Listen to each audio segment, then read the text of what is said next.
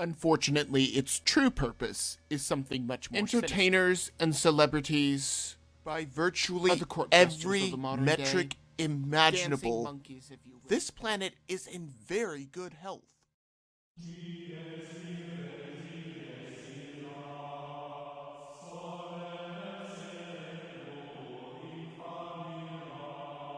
Let's flash back to 2016. With recent hacks of the Democratic Party, there are worries that a cyber attack could influence voting results in November. Those fears were heightened by a report from the Brennan Center for Justice. It shows significant hacking vulnerabilities for computerized voting machines, with little being done about it. The Dominion software that is used in countless districts around the country has the capability to add a multiplier to votes.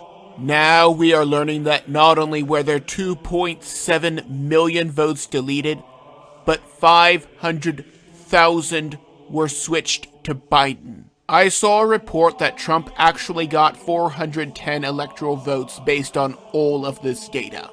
If true, I cannot wait to see how this all ends. Vote counters have even been found intentionally lying about the ballots. So the second person is supposed to be checking it, right?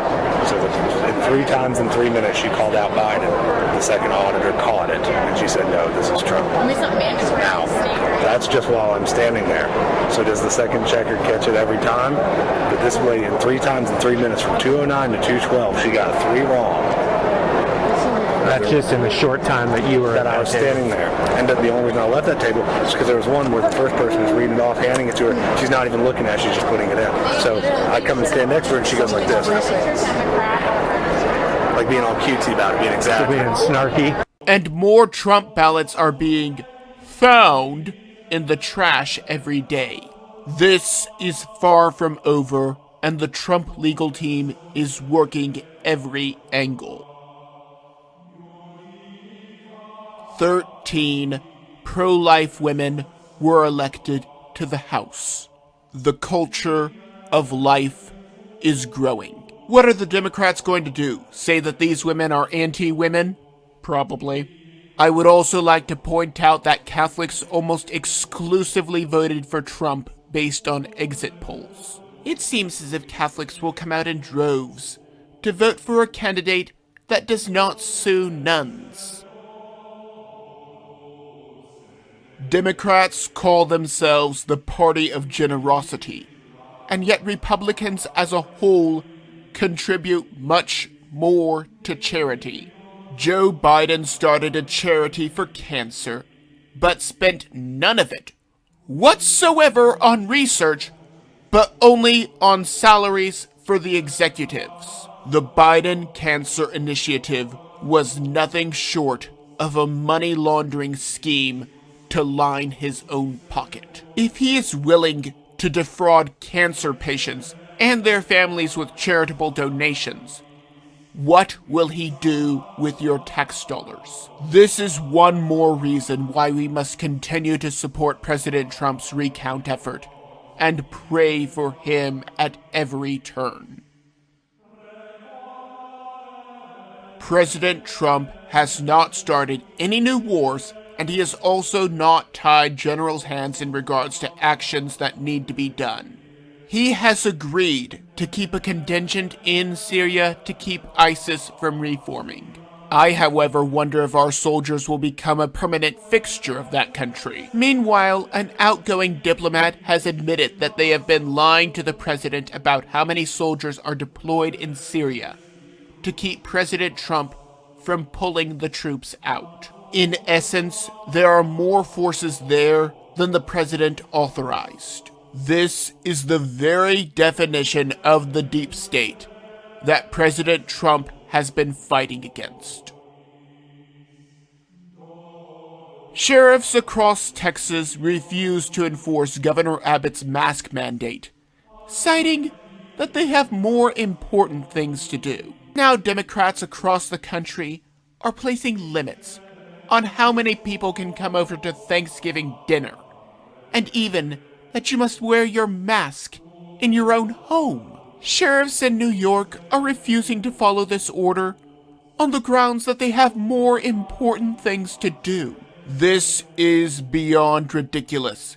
And Fauci is even saying that we need to continue to wear masks after there is a vaccine. This was never about a virus. It was always about control. Pennsylvania is demanding that people wear masks in their own homes. We were told that it would just be in public places like the store and the bank. Now, if a friend comes over to visit, you have to wear a mask. I shudder to think how this will be enforced. The Million MAGA March in support of President Trump took place last weekend. As usual, Trump's supporters were attacked by tolerant liberals. Fireworks, fireworks, fireworks, fireworks! At least 10 arrests made earlier yesterday. They included firearm violations, simple assault, assault on an officer, and disorderly conduct. Should we use self-defense? There is a time and a place for everything, and under these circumstances, no. The media is actively looking for any violence by Republicans and ignoring any from Democrats. The last thing that we need is a clip that is played on every news outlet that fits their narrative.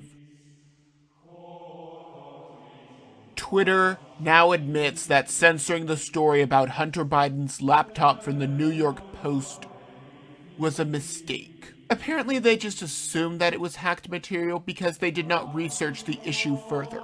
Also, it was damaging to their choice of political candidate, but I am sure that that is a coincidence. This comes after the election was over. If Twitter had not suppressed that story, how many more Trump votes would the Democrats need to delete via software that is linked to the Clinton Foundation and already created a problem in Venezuela? Also, I would like to point out that so far none of these glitches or mistakes have favored Trump. Senator Ted Cruz was at the forefront when Zuckerberg and Dorsey were brought to testify about their censorship. While he did give a hypothetical, Dorsey admitted that he would censor anything if it violated his political position. Mr. Dorsey, would the following statement violate Twitter's policies? Quote, absentee ballots remain the largest source of potential voter fraud.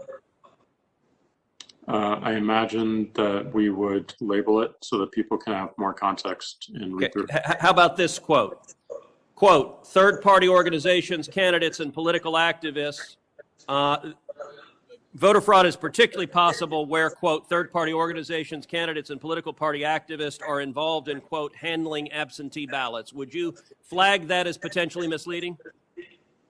I don't know the specifics of how we might enforce that, but I imagine a lot of these would have a label pointing people to a bigger conversation. Well, you're right. You would label them because you've taken the political position right now that voter fraud doesn't exist. I would note both of those quotes come from the Carter-Baker Commission on Federal Election Reform. That is Democratic President Jimmy Carter and former Secretary of State James Baker. And Twitter's position is essentially voter fraud does not exist. Why do they still have protections as platforms?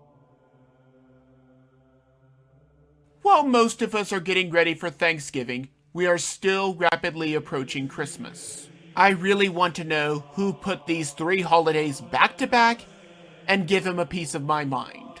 Moving on, atheists have decided to attack Christmas. Again! They decided to attack Operation Christmas Child. Sponsored by Samaritan's Purse, people can fill shoeboxes with toys and gifts for underprivileged children in more than 160 countries. Liberty Middle School canceled the charity event, and now countless children will not be helped. Atheists, a group of people so miserable that they have to make sure everyone else is just as miserable.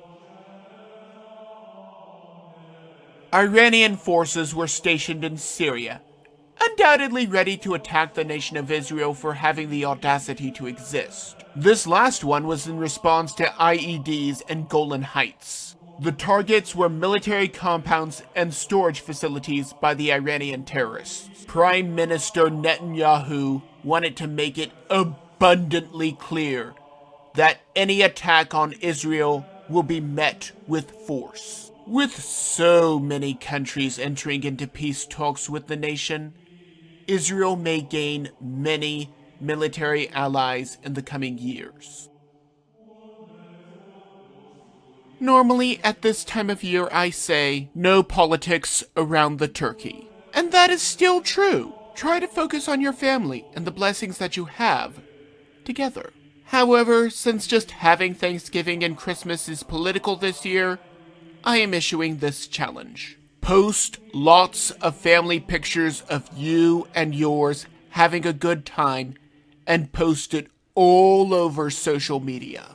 It may trigger those who are still scared of the virus, but I say that it is worth it. I love to see families together, giving thanks to the Almighty. I am calling this #AlwaysThankful. Maybe I'm just blowing smoke.